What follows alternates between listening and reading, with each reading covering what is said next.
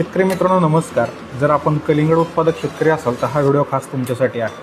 बऱ्यापैकी कलिंगडाच्या लागवडी चांगल्या प्रमाणामध्ये झालेल्या आहेत आणि याच्यामध्ये जर बघितलं तर कलिंगडाची काही आता लहान आकाराची फळं त्या ठिकाणी तुम्हाला पाहायला मिळतील.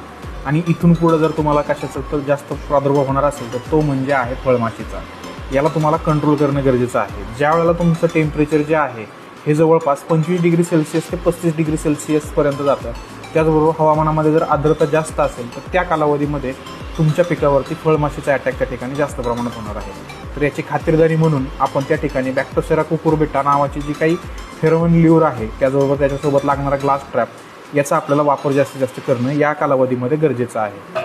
जर ही माहिती तुम्हाला आवडली असेल तर ह्या व्हिडिओला लाईक करा, शेअर करा आणि कलिंगड असेल किंवा इतर कुठल्याही पिकाबद्दलच्या काही जरी समस्या असतील तर आमच्या कमेंट बॉक्समध्ये नमूद करायला विसरू नका. त्याचबरोबर शेतकरी मित्रांनो आमच्या 9922 या नंबरवरती देखील कॉल करून आपण ही माहिती विचारू शकता. त्याचबरोबर संपूर्ण डिटेल्स आपली चिपकू.in या वेबसाईटवरती देखील उपलब्ध आहे. धन्यवाद.